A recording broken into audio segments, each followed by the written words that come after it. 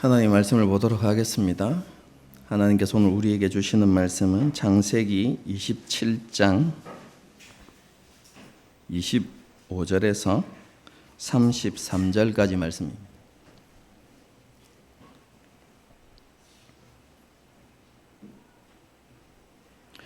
창세기 27장 25절에서 33절까지 말씀입니다. 한 절씩 교독하시겠습니다. 제가 먼저 읽습니다. 이삭이 이르되 내게로 가져오라. 내 아들이 사냥한 고기를 먹고 내 마음껏 내게 축복하리라.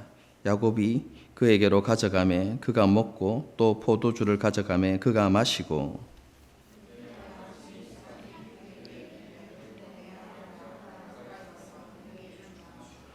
그가 가까이 가서 그에게 입맞추니 아버지가 그의 옷의 향취를 맡고 그에게 축복하여 이르되 내 아들의 향취는 여호와께서 복 주신 밭의 향취로다.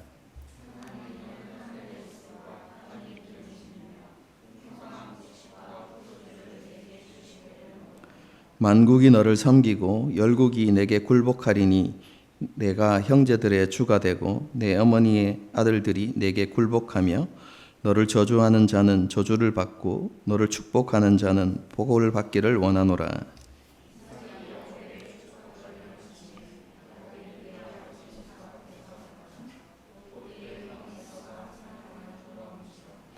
그가 별미를 만들어 아버지에게로 가지고 가서 이르되 아버지여 일어나서 아들이 사냥한 고기를 잡수시고 마음껏 내게 축복하소서. 그가 대답하되 나는 아버지의 아들 곧 아버지의 맏아들 에서로소이다. 함께 읽습니다. 이삭이 심히 크게 떨며 이르되 그러면 사냥한 고기를 내게 가져온 자가 누구냐? 내가 오기 전에 내가 그를 위하여 축복하였은즉 그가 반드시 복을 받을 것이니라. 아멘.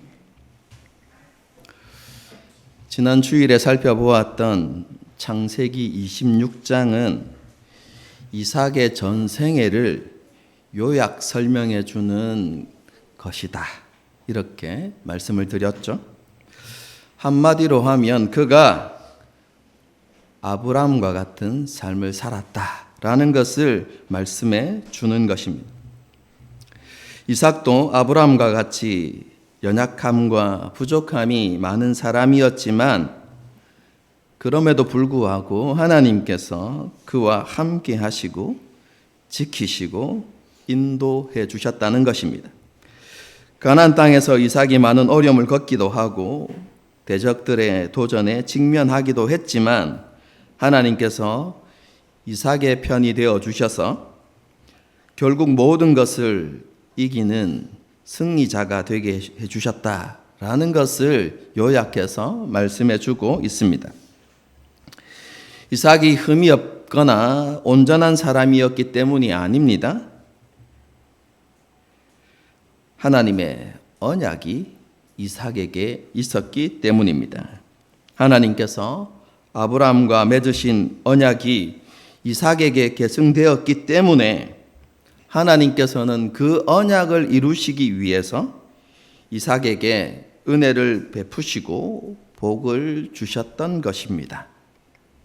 그리고 그 은혜와 복을 받은 자로서 합당한 사람이 되도록 하나님께서는 이삭을 연단하셨고 훈련하셨습니다. 그 연단과 훈련을 통해서 이삭이 변화되어지고 자라나게 되었던 것이죠. 하나님께서 이삭을 믿음과 순종의 사람이 되게 하신 것입니다.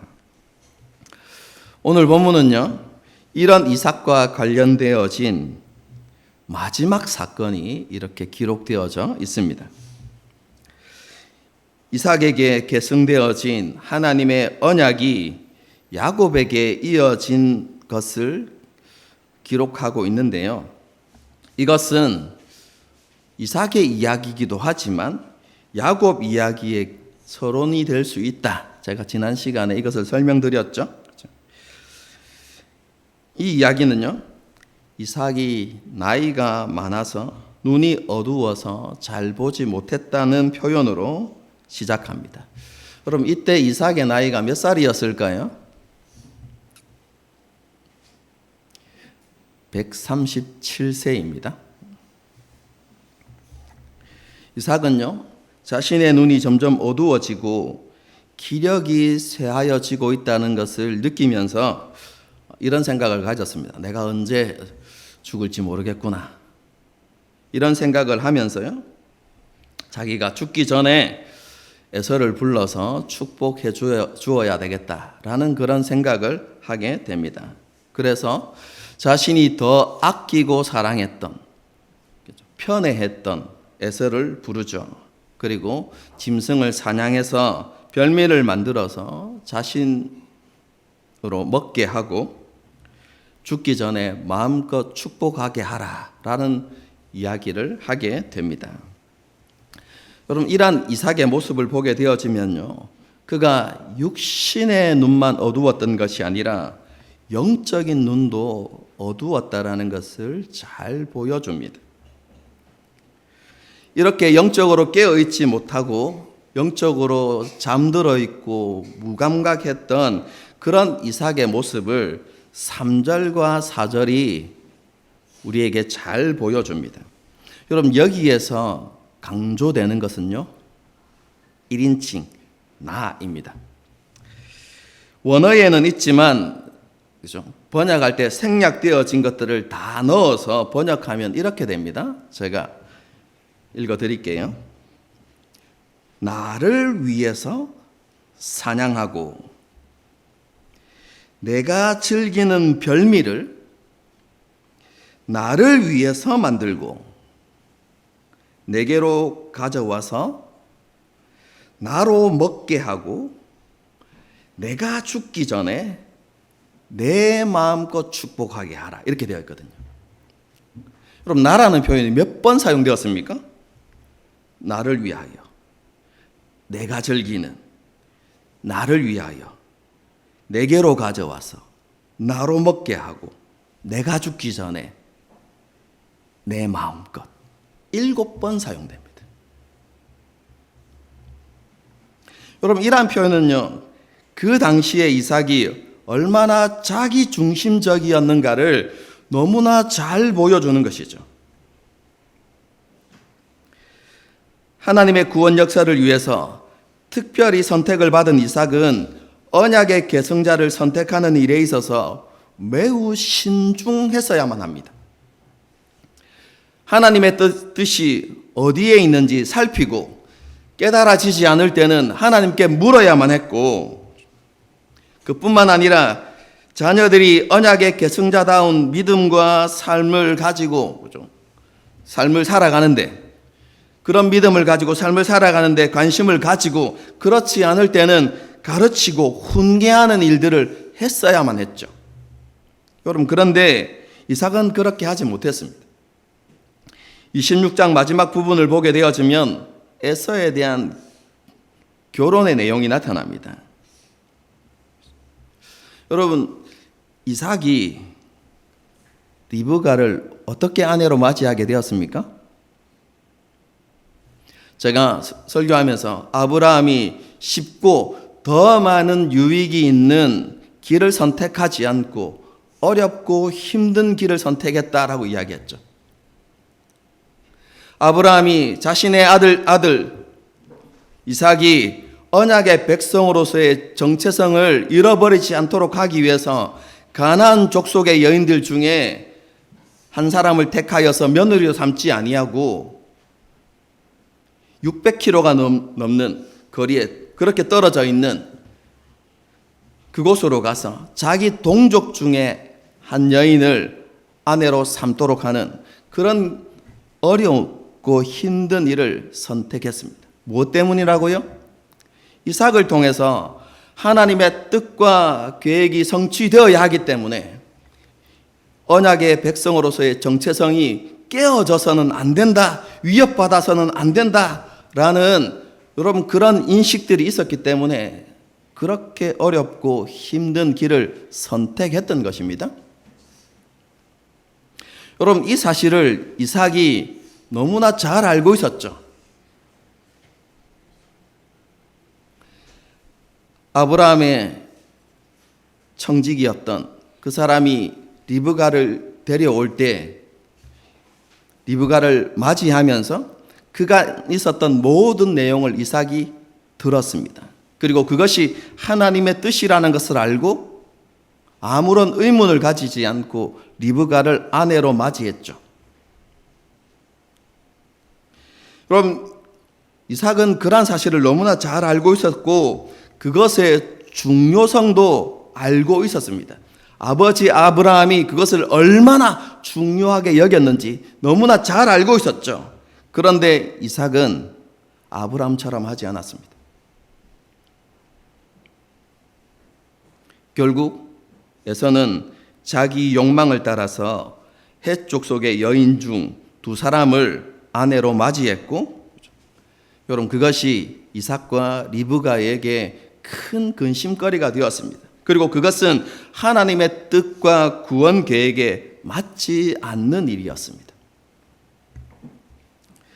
여러분, 이삭은 에서의 선택이 잘못되었다는 것, 조금 전에 말씀드렸던 것처럼 하나님의 뜻과 계획에 맞지 않는다는 것을 인지해야만 했습니다. 그리고 에서가 하나님의 언약의 계승자로서 합당하지 않다는 것을 알아차려야만 했던 것이죠. 그래서 그 문제를 가지고 하나님 앞에 더 진지하게 고민하고 물었어야만 했습니다. 그뿐만 아니라 하나님의 이름으로 선포된 축복은 번복할 수 없는 것이기에 이삭은 아들을 축복하는 일에 더욱 신중해야만 했습니다. 하지만 이삭은 그 모든 것을 다 무시하죠. 자신이 더 편애했던 에서, 그 에서에게 장자권을 물려주려고 하는 마음만 있었을 뿐입니다. 이삭을 한번 생각해 보십시오. 이삭 자신도 장자가 아니었습니다. 그의 형 이스마엘이 있었죠. 그런데 하나님은 이스마엘이 아닌 자신을 선택해서 언약의 계승자가 되게 해주셨습니다. 그런데 이러한 모든 사실을 다 망각한 채 이삭은요, 먼저 태어난 에서의 장자권을 인정하고 그를 축복하려고만 했습니다. 이것은 그 당시 문화와 관습을 비판 없이 받아들이고 그냥 그렇게 행하려고 했다라는 표현입니다. 그 당시를 살아가는 모든 사람들이 먼저 태어난 아들의 장자권을 인정하고 그에게 모든 권리와 모든 재물을 넘겨주었던 것처럼 이삭도 그런 문화를 비판 없이 받아들이고 그렇게 하려고 했던 것이죠.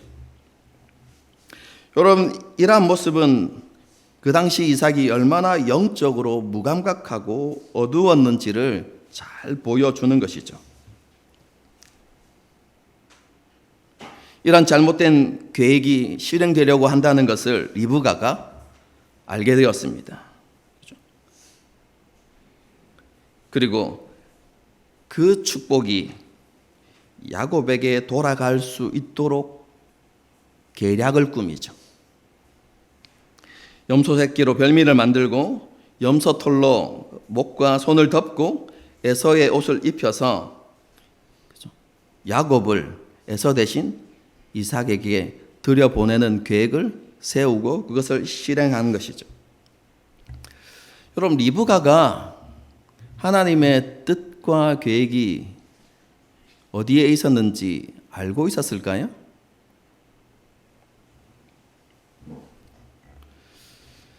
알 수는 없지만 그 이후의 행동이나 모습이나 그리고 이루어지는 결과들을 보게 되어지면 리브가가 하나님의 뜻과 계획을 알고 그렇게 행동했다고는 볼 수 없습니다. 리브가는 단지 자신이 더 아끼고 사랑했던, 편애했던 야곱이 복을 받았으면 좋겠다라는 마음을 가지고 그런 행동을 한 것입니다. 그럼 오늘 본문을 잘 읽어보시면요, 이삭과 리브가의 선택은 모두 극단적 편애에서 시작되었다라는 것을 강조해주고 있습니다. 여러분, 이것을 잘 보여주는 것이 5절과 6절입니다. 5절을 먼저 보겠습니다. 이삭이 그의 아들 에서에게 말할 때, 여러분, 이삭에게 그의 아들은 누구입니까?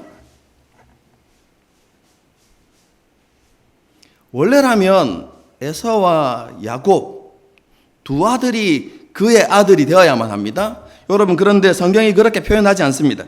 이삭에게 그의 아들은 에서였습니다. 6절을 보시겠습니다. 리브가가 그의 아들 야곱에게 말하여, 이렇게 되어 있습니다. 여러분, 리브가에게 그의 아들은 누구죠? 에서와 야곱이 아니라 야곱이었습니다. 여러분, 이러한 표현은요, 두 사람의 편애가 극단적이었다라는 것을 분명하게 보여주는 것이죠. 이삭과 리브가는 자기가 더 편애하는 아들이 복받기를 원했던 것이고 그렇게 하려고 했던 것이죠. 보십시오. 하나님께서 선택하신 그 가정에 일그러지고 잘못된 사랑과 자기 욕심이 가득 넘치고 있죠. 여러분, 이러한 사건이 일어나고 있을 때 야곱의 나이가 몇 살이었을까요?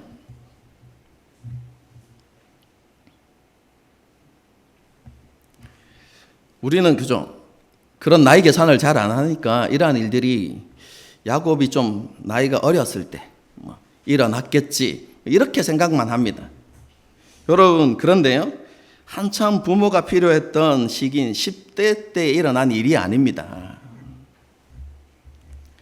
그때 야곱의 나이가 77입니다, 여러분. 이삭의 나이가 몇 살이라고 했죠? 137세. 이삭이 에서와 야곱을 낳은 나이가 몇 살이죠? 60세. 그래서 그 당시 에서도 77세이고 야곱도 77세입니다. 쌍둥이 형 에서는요, 40세에 결혼해서 가정을 이루고 있었던 그때에 야곱은 결혼도 하지 못한 채 엄마의 치마폭에 쌓여 있는 것입니다, 여러분. 야곱은 리브가가 시키는 대로 행동하고 있었던 것이죠. 아버지를 속이는 일이 잘못된 것이라는 것을 알고 있었고, 그 일이 탄로났을 때 축복은커녕 저주가 자신에게 돌아올 위험이 있다는 것을 야곱이 알았어요. 그래서 주저하죠.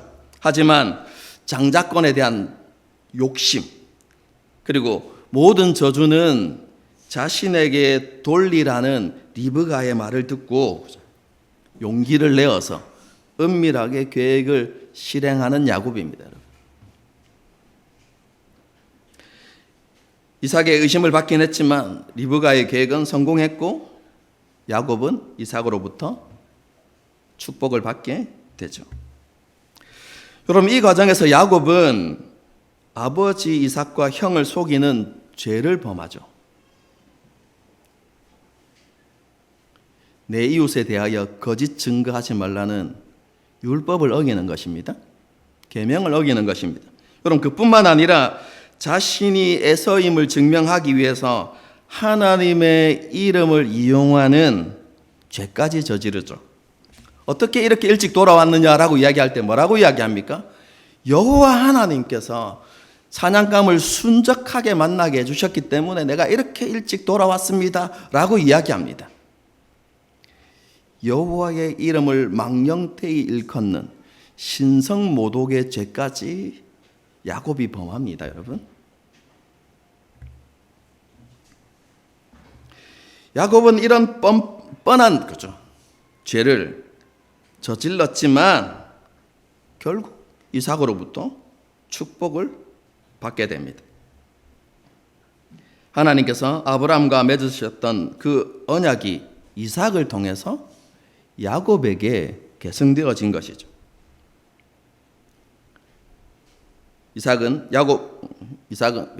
이삭으로부터 야곱이 축복을 받고 어떻게 했을 것 같습니까?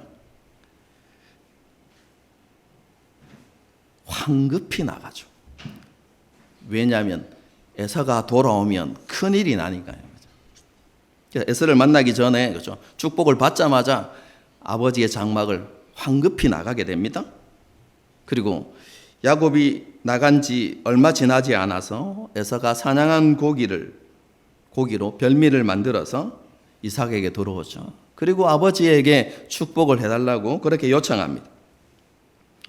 여러분, 그제야 이삭은 무엇인가 잘못되었다라는 것을 알게 됩니다. 그리고 자신이 야곱에게 속았다는 것을 깨닫게 되죠. 여러분, 그때 이삭의 모습을 성경이 이렇게 표현합니다. 33절을 보겠습니다. 이삭이 심히 크게 떨며 이르되 그러면 사냥한 고기를 내게 가져온 자가 누구냐? 내가 오기 전에 내가 다 먹고 그를 위하여 축복하였은즉 그가 반드시 복을 받을 것이니라. 크게 잘못되었다는 것을 알고, 그죠? 심히 크게 떨며 이런 표현이 나타납니다. 어떤 의미일까요? 자신이 야곱에게 속았다는 것을 알고 분노하면서 치를 떨었다, 이런 의미일까요? 여러분, 그런 표현이 아닙니다. 여러분, 이것은요, 너무나 강력한 두려움으로 인해서 통제할 수 없는 큰 떨림이 일어났다라는 표현입니다. 여러분, 이와 똑같은 표현이 사용된 곳 어딜까요? 시내산에서입니다. 하나님께서 큰 영광 가운데 시내산에 임재하실 때 그것을 보았던 이스라엘 백성들, 그 이스라엘 백성들에게 나타났던 모습이 바로 이 모습입니다. 심히 크게 떨며입니다. 하나님의 임재 앞에서 극도의 두려움을 느낀 것이죠. 그리고 뭐라고 이야기합니까? 그 하나님의 음성이 들릴 때 너무 두려워서 하나님이 직접 우리에게 말씀하게 마십시오. 모세, 당신이 올라가서 하나님의 말씀을 직접 듣고 우리에게 알려주십시오. 우리는 하나님을 보는 것도 두렵고 하나님의 음성을 듣는 것조차도 두렵습니다. 이렇게 표현하잖아요. 여러분, 그때에 나타났던 큰 두려움과 떨림이 이삭에게 나타난 것입니다. 무슨 의미일까요? 무언가 잘못되었다라는 인식과 함께 자기가 무엇을 잘못했는지를 깨닫게 되었다라는 의미입니다. 그가 하나님의 뜻에 반하는 행동을 하고 있었다는 것입니다. 지금까지 그런 잘못된 생각들을 품고 살아왔고, 그리고 지금 그 일을 실행에 옮기려는 그런 큰 죄악을 하나님 앞에서 행했다라는 사실을 그가 깨닫게 된 것이죠. 여러분, 그것으로 인해서 큰 두려움이 그에게 일어났다는 것이죠. 성경에 기록되지는 않지만요, 이것이 이삭에게 있어서 큰 반환점이 됩니다. 어떻게 보면요, 이 사건은 아브라함이 이삭을 하나님께 번제로 바쳤던 사건과 똑같은 사건이라고 볼 수 있습니다.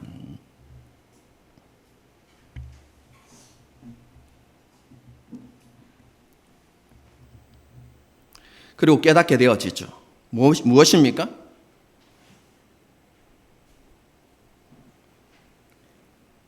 하나님께서 선택하신 야곱이 반드시 복을 받게 될 것이구나 라는 것을 깨닫게 됩니다.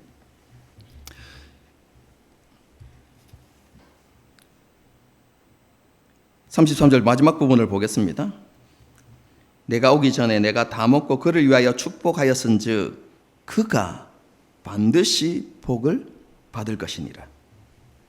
여러분, 이것은 축복이 하나님의 이름으로 선포되었기 때문에 번복할 수 없다는 의미도 있지만, 그것이 하나님의 뜻이기에 그 누구도 그것을 바꿀 수 없다는 의미가 함께 포함되어진 것입니다. 하나님께서 에서가 아닌 야곱을 선택하셨기 때문에 야곱이 반드시 복을 받게 될 것이라고 선언하게 된 것이죠. 여러분, 이 사건은요, 에서와 야곱이 태어나기 전에 큰 자가 어린 자를 섬길 것이라는 그 하나님의 말씀이 성취되었다라는 것을 잘 보여주고 있는 것이죠. 이렇게 야곱에게 축복을 빼앗겼다고 생각한 에서는 분노와 미움에 사로잡힙니다. 그래서 야곱을 죽이려는 결심을 하게 되죠. 에서가 내가 내 아우 야곱을 죽이리라 라는 말을 하게 되어지는데요. 혹시 떠오르는 사건 없습니까? 가인과 아벨. 여러분, 에서의 결심은 무엇을 보여줍니까? 그가 아벨을 죽였던 가인의 길을 가고 있다라는 사실을 너무나 잘 보여주고 있는 것이죠. 하지만 그 모든 계획은 실패하고 결국 야곱이 언약의 계승자가 되어지고 하나님께 복을 받게 됩니다. 그 복에 대해서는 다음에 한번 설명할 건데요. 여러분, 우리는 복하면 형통, 부귀영화, 자꾸 이런 것만 생각하죠. 여러분, 오늘 본문에서 누가 복을 받았다고 선언하고 있죠? 야곱입니다. 여러분, 그런데 복을 받은 야곱의 일생을 그 뒤에 한번 살펴보십시오.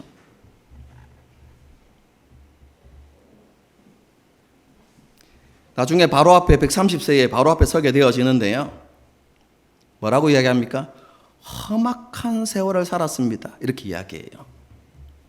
여러분, 그런데 우리가 창세기를 우리가 잘 읽어보면 그 험악한 세월이 하나님께서 야곱에게 주신 복이었다는 사실을 알게 됩니다.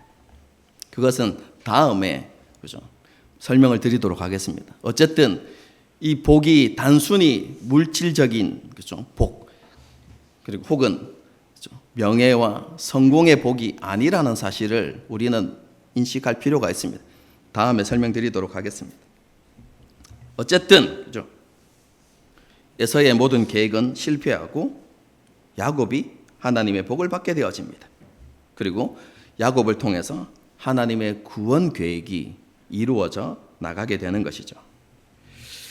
이런 오늘 본문이요, 우리에게 주는 교훈이 무엇일까요? 그럼 그 교훈을 생각해 보기 전에 한 가지 우리가 질문해 볼 것이 있습니다. 그게 무엇이냐면, 속임수로 하나님의 복을 얻는 것이 성경적인가?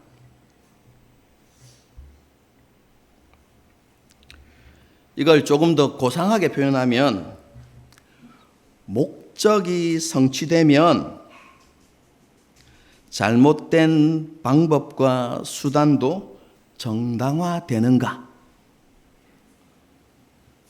대한 문제입니다. 그럼 어떻게 생각하십니까? 여러분, 이것에 대한 성경의 대답은 너무나 명확합니다. 성경이 가르치는 한결같은 진리는 속임수로는 하나님의 복을 얻지 못한다는 것입니다. 하나님께서는 잘못된 수단과 방법을 용인하지 않으십니다.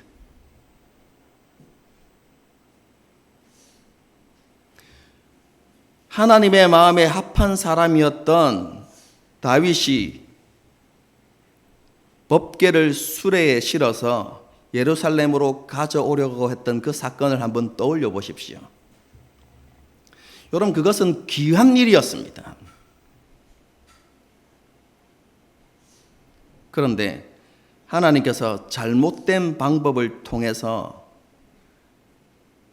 법궤를 옮기는 것에 대해서 하나님께서 진노하셨죠.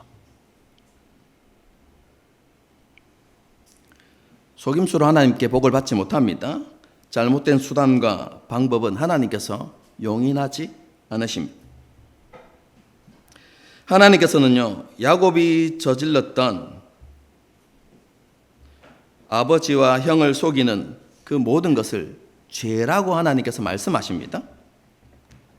목적을 위해서 하나님의 이름을 이용하는 것, 여러분, 그것은 하나님의 이름을 망령되이 일컫는 죄에 해당한다. 여러분, 성경은 그것을 분명하게 우리에게 가르쳐줘요.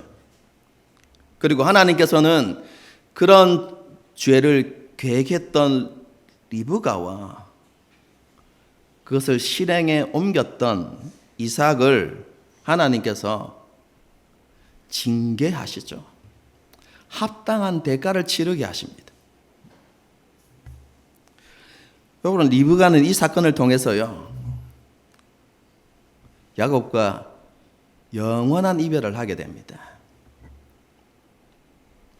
에서를 피하여서 밧담 아람으로 야곱이 도망을 가게 되어지는데요, 야곱이 돌아오기 전에 리브가는 죽음을 맞이합니다. 그토록 사랑했던 야곱의 얼굴을 보지 못한 채 쓸쓸한 죽음을 맞이하게 되는 것이죠. 야곱은 어떻습니까? 그 일을 계기로 형을 피하여서 도망자의 길에 오르게 되고 삼촌 라반에게 여러 번 속임을 당하죠. 심지어 요셉을 팔아버린 아들들에게 속아서 긴 세월을 슬픔 가운데 지내게 되는 것이 바로 야곱입니다. 여러분, 이것은 모두 죄에 대한 대가였고 하나님께서 죄를 용납하시지 않으신다는 것을 너무나 잘 보여주는 것이죠. 여러분, 그렇다면 야곱은 왜 하나님으로부터 복을 받게 되어집니까? 여러분, 그것은 리브가의 계략과 속임수로 말미암은 것이 아닙니다. 그 일이 있기 전에 하나님께서 이미 야곱에게 복을 주시기로 그를 선택하시고 작정하셨기 때문에 그렇습니다. 그러면 그죠? 이런 질문을 하는 사람들이 간혹 있을 수 있습니다. 목사님, 그렇다면 리브가의 계략과 야곱의 속임수가 없었다면 에서가 복을 받았을 거 아닙니까?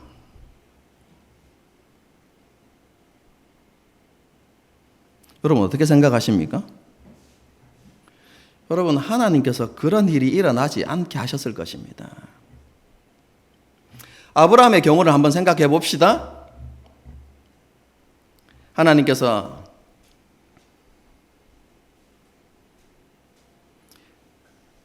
아브라함과 사라에게 아들을 주시지 않았을 때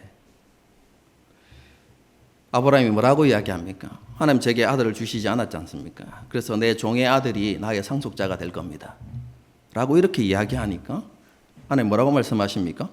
아니다, 내 몸에서 날 자가 너의 상속자가 될 것이다. 하나님께서 바로 수정해 주셨죠. 긴 세월이 흘렀습니다. 그리고 하갈을 통해서 이스마엘이 태어났습니다. 그리고 아브라함은 이스마엘을 보면서 뭐라고 생각했습니까?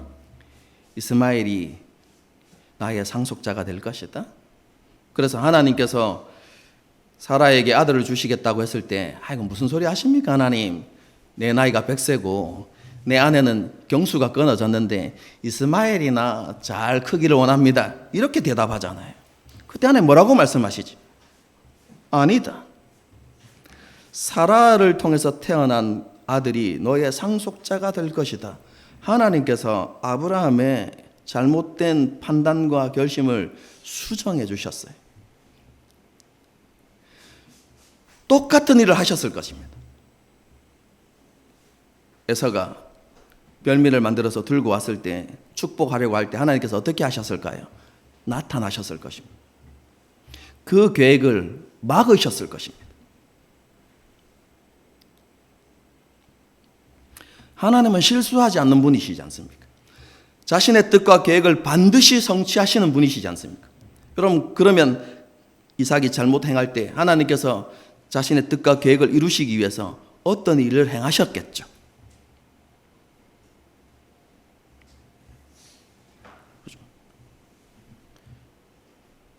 에서가 사냥감을 못 만나게 하시든지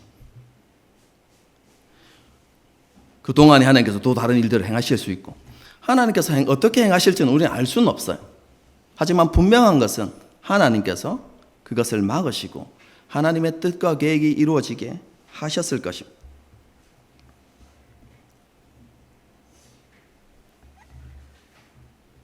그럼 그렇다면 리브가의 계획과 야곱의 속임수로 야곱이 복을 받게 되어진 오늘 본문은요, 우리에게 주는 교훈이 무엇이겠습니까? 가장 일반적인 것은요, 하나님께서 선택하신 자가 반드시 복을 받는다는 것입니다. 여러분, 이 사건을 읽고 있는 혹은 모세로부터 듣고 있는 1차 독자를 한번 생각해 보십시오. 1차 독자가 누구라고 했습니까? 출애굽한 이스라엘 백성들. 그리고 이삭이 경험했던 심히 큰 두려움을 경험했던, 시내산에서 경험했던 그 이스라엘 백성들이 그 시내산에서 이 이야기를 듣고 있는 거거든요. 이 이야기를 들으면서 여러분, 이스라엘 백성들이 무엇을 깨달을까요? 하나님께서 우리에게 복을 주신 이유가 우리의 어떠함이나 우리의 공로나 우리의 선함 때문이 아니구나. 하나님께서 우리를 선택하셨기 때문이고, 그렇기 때문에 우리가 하나님께 복을 받는구나. 그리고 우리는 반드시 복을 받을 사람이구나. 우리에게 주시는 그 하나님의 복은 변하지 아니하고 반드시 우리에게 부어지겠구나 라는 것을 알게 하는 사건이 바로 오늘 본문의 말씀입니다. 여러분, 애굽 땅에 있을 때 이스라엘 백성들의 모습이 어땠습니까? 여러분, 그들은 하나님을 온전히 섬기는 조상들의 삶을 살아가지 않고 있었어요. 조상들은 가는 곳마다 제단을 쌓고 하나님의 이름을 부르는 삶을 살았습니다. 여러분, 그런데 이스라엘 백성들은 애굽 땅에서 제단을 쌓지 않았습니다. 그리고 하나님의 이름조차 잊어버리고 살았죠. 이스라엘 백성들의 삶은 조상들의 삶과 너무나 달랐습니다. 여러분, 그런데 하나님께서 이스라엘 백성들을 그 애굽의 핍박 가운데서 건져내시고 그들을 구원해 주신 이유가 무엇입니까? 그것은 하나님께서 아브라함과 이삭과 야곱과 맺으셨던 그 언약 때문이었어요. 하나님께서 그 언약을 기억하시고 이스라엘 백성들을 그 바로의 손에서 건져내시고 그들에게 은혜와 복을 주신 것이었습니다.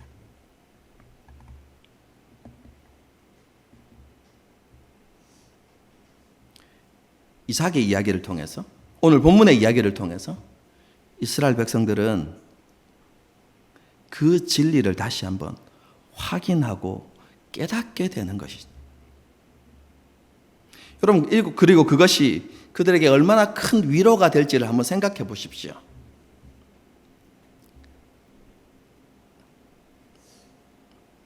하나님의 뜻과 계획은 변하지 않고 반드시 이루어진다. 여러분, 이 진리가 이스라엘 백성들에게 얼마나 큰 소망이 되겠습니까? 그들이 무엇을 앞두고 있습니까? 가나안 땅을 기업으로 주시겠다는 그 하나님의 약속을 앞두고 있는 그들에게 이 본문의 사건이 얼마나 큰 위로가 되고 그들에게 확신을 주는 말씀이 되겠습니까? 모세는요, 저자는 1차 독자에게 그런 진리를, 그런 교훈을 가르쳐 주고 있는 것입니다. 이뿐만 아니라 오늘 본문은요, 하나님께서는 자신의 뜻과 계획을 이루시기 위해서 인간의 속임수까지 사용하실 수도 있다라는 것을 가르쳐 줍니다.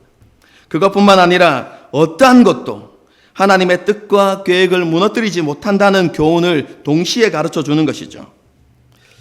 하나님께서 자신의 뜻과 계획을 이루기 위해서 인간의 속임수를 사용하신다는 교훈은 예수님의 십자가 사건에서 가장 분명하게 드러나죠.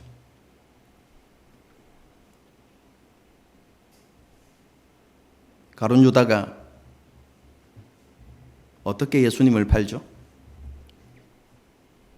예수님께서 겟세마네 동산에 계실 때 가룟 유다가 찾아와서 랍비여 안녕하십니까? 라고 말하면서 입을 맞추죠. 그 거짓된 입맞춤을 통해서 예수님을 팔게 되어지죠.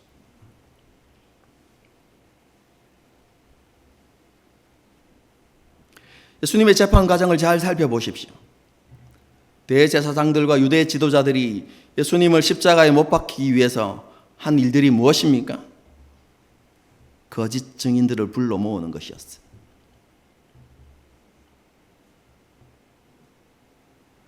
인간의 속임수와 거짓을 통해서 예수 그리스도께서 십자가에 못 박혀 죽으시는 것입니다. 그러나 그 십자가의 죽으심이 하나님의 구원을 완성하는,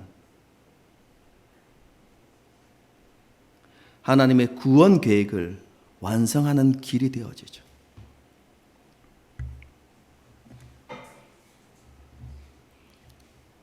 여러분, 그 위에 이루어지는 하나님의 뜻과 계획들도 한번 생각해 보십시오. 하나님은 부활하신 그 예수님을 통해서 이 땅에 교회를 세우시고 하나님의 나라를 확장해 가시려는 뜻과 계획을 세우셨습니다. 여러분, 그런데 유대 지도자들이 하는 것이 무엇입니까? 예수님의 부활을 허황된 거짓으로 꾸미기 위해서 제자들이 예수님의 시체를 가져갔다는 소문을 퍼뜨립니다.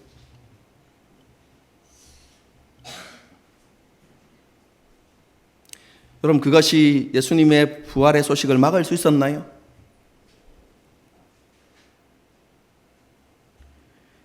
유대 지도자들은 사도들이 예수님의 이름으로 말하고 가르치는 것을 금하면서 위협했습니다. 여러분, 그런 위협이 예수님의 십자가 죽음과 부활의 복된 소식을 막을 수 있었습니까?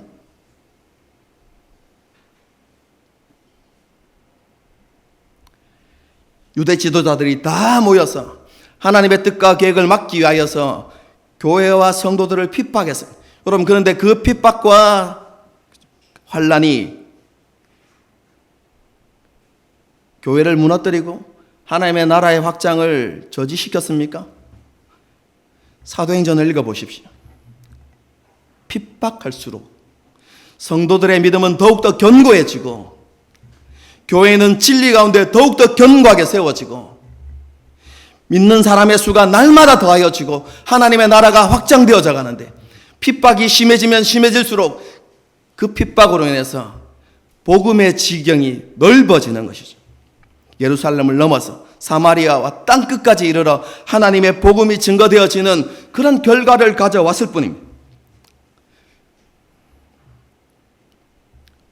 사람의 속임수와 사람의 지혜와 능력으로 하나님의 뜻과 계획이 무너지지 않는 것입니다. 여러분, 그것은 어떠한 장애물도 되지 못합니다.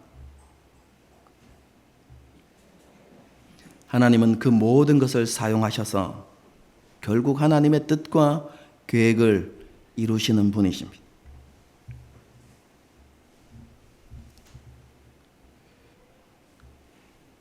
이 진리는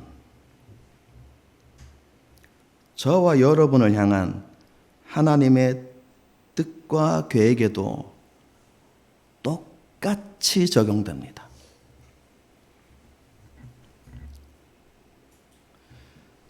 우리를 향한 하나님의 뜻과 계획이 무엇인지 알고 계시죠? 여러분, 그것에 대해서 로마서에서 분명히 가르쳐 주고 있는데요. 제가 말씀을 읽어드리겠습니다. 하나님이 미리 아신 자들을 또한 그 아들의 형상을 본받게 하기 위하여 미리 정하셨으니 이는 그로 많은 형제 중에서 맏아들이 되게 하려 하심이니라. 여러분, 이것은 하나님의 예정에 대해서 말씀하고 있는 본문입니다. 우리 성도들은 몇 번 들으셨겠지만 처음 듣는 분이 있어서 다시 말씀드립니다. 하나님의 예정, 이것은 성경에서 말한 하나님의 예정은 하나님께서 구원받을 사람과 구원받지 않을 사람을 미리 정해 놓으셨다라는 것을 말하는 게 아닙니다.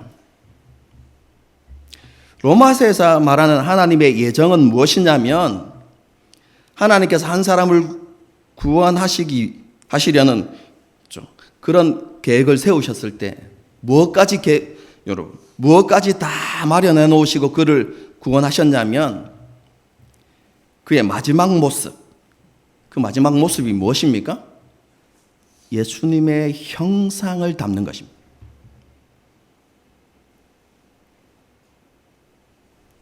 한 사람을 구원하실 때 그 사람을 향한 목적을 하나님께서 목표를 딱 세우셨습니다. 그게 뭐냐면 그 사람이 예수님의 형상을 본받는 것입니다. 이 모든 것을 정해 놓으시고 그리고 이 사람을 이렇게 만드시기 위한 모든 계획들을 다 마련하시고 그를 선택하시고 부르셨습니다. 이것이 하나님의 예정입니다.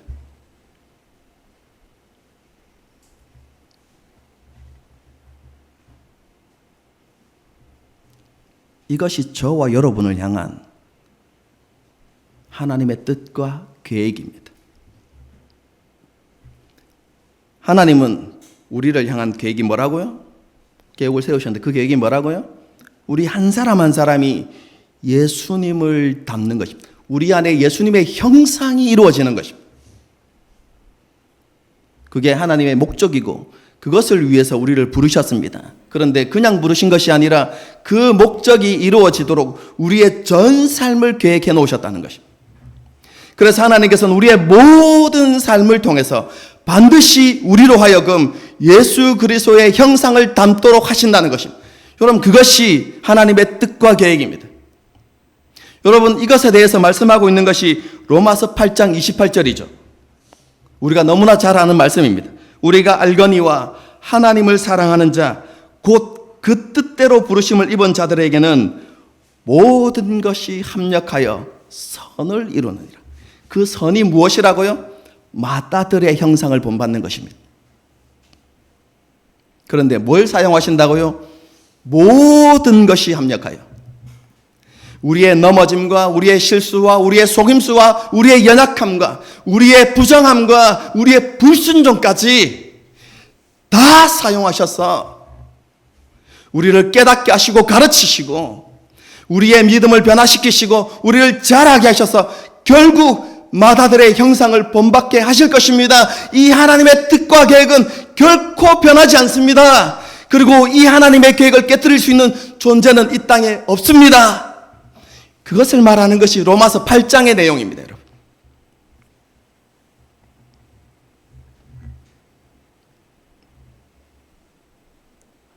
하나님의 계획에는 실패함이 없습니다. 하나님께서는 모든 것을 주관하시고 다스리시는 주권자이십니다. 그 주권자는 실수가 없으신 하나님이십니다. 여러분, 우리가 기대하고 소망해야 되는 것이 무엇입니까? 바로 우리에게 하나님의 뜻과 계획이 반드시 이루어진다는 것입니다. 그 어떤 것도 이것을 무너뜨릴 수 없습니다. 우리는 그 소망을 가지고 이 땅을 살아가야 하는 것이죠.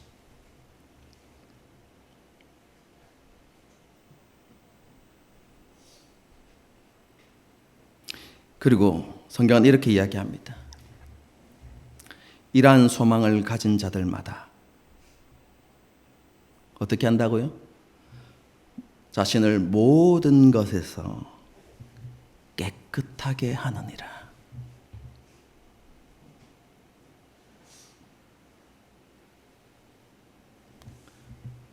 하나님을 향한 가진 소망이 진실하다는 것을 우리가 어떻게 증명할 수 있습니까? 라는 말입니다. 그것에 대한 대답입니다. 단순히 희망하고 바라는 것에 끝나는 것이 아니라 정말로 그 하나님의 뜻이 이루어지기를 소망하고, 그리고 그것이 이루어진다는 확신을 가지고 살아가는 사람, 그 믿음이 진실이라는 것은 무엇을 통해서 증명됩니까? 자신을 모든 것에서부터 깨끗하게 하는 것으로 자신의 믿음과 소망이 진실되다는 것을 증명하는 것입니다.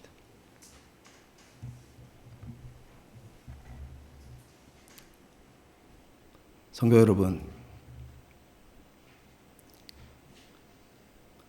정말로 우리를 향한 하나님의 뜻과 계획에 대해서 우리는 분명하게 인식하고 계십니까?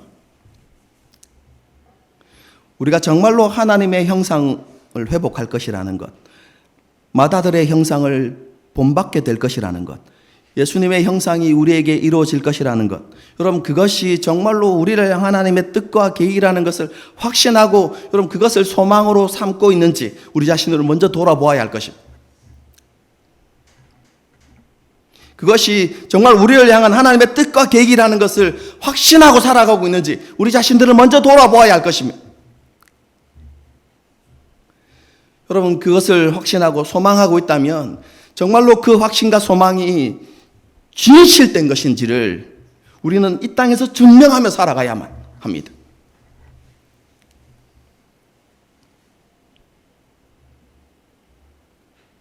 하나님께서는 그런 사람들에게 능력을 베푸시기 때문에 그렇습니다.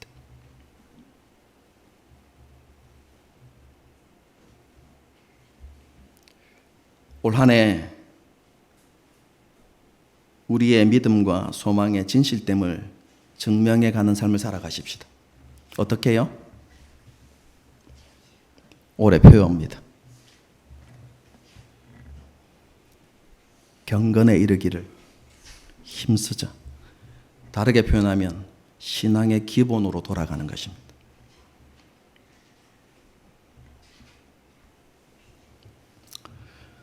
큐티하고 성경 읽는 거 힘들고 어려우시죠? 저는 당연히 어려울 거라고 생각합니다. 얼마나 바쁜데요. 이 바쁜 삶 위에 경건 훈련이라는 하나를 더 얹으려고 하니까 얼마나 힘들겠어요. 그렇게 하면 반드시 실패합니다. 우리의 지금의 삶에 경건의 훈련을 하나 더 얻는 것이 아니라 하나님 앞에 우선순위를 바르게 세워야만 합니다. 그리고 그 우선순위를 통해서 내가 무엇을 소중하게 여기고 내게 가장 가치 있는 것이 무엇이고 나의 믿음이 하나님 앞에 어떠함을 보여드릴 수 있어야 하는 것이죠. 다시 마음을 새롭게 해서 달려가 보십시다. 이번 주 정교인 성경 통독 본문은 짧다고 했죠. 포기하지 말고 다 읽으시고요. 큐티하는 거 어렵지만 해서 목요일 날 다시 한번 카톡방에 올려보도록 노력하시고 그렇게 하셨으면 좋겠습니다. 여러분, 우리가 잘 될 때도 있고 잘 안 될 때도 있겠죠. 여러분, 그러나 우리가 하나님께 소망을 놓지 않고 살아간다면 하나님은 그 모든 것을 다 합력하여서 선을 이루실 것입니다. 우리가 그러한 믿음들을 가지고 다시 마음을 새롭게 하여서 하나님의 기쁘시고 선하시고 기쁘시고 온전하신 뜻이 무엇인지를 분별하고 다시 우리 자신들을 하나님께서 기뻐하시는 산제물로 드리려고 노력하는 저와 여러분이 될 수 있기를 주님의 이름으로 축복합니다. 함께 찬양하고 기도하시겠습니다. 하나님, 한 번도 나를 실망시킨 적 없으시고 그죠? 우리 지금 그죠? 우리 믿음의 선조들의 삶을 살펴보고 있는데요.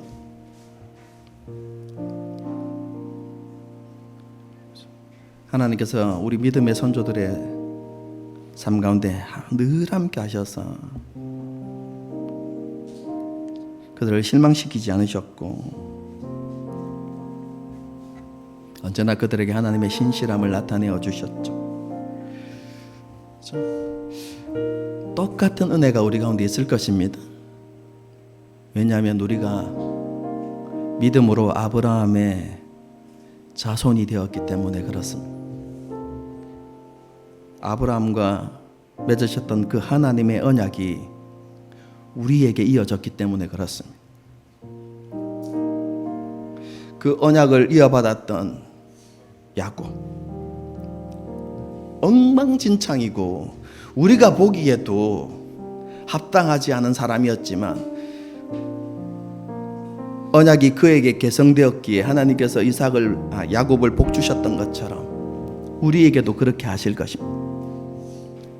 우리에게 그 언약이 개성되었기 때문에 하나님은 반드시 복 주시고 복 주실 것입니다. 그리고 그 약속을 하나님께서 반드시 지키실 것입니다. 여러분, 그런 소망을 가지고 함께 찬양하고 함께 기도하시겠습니다.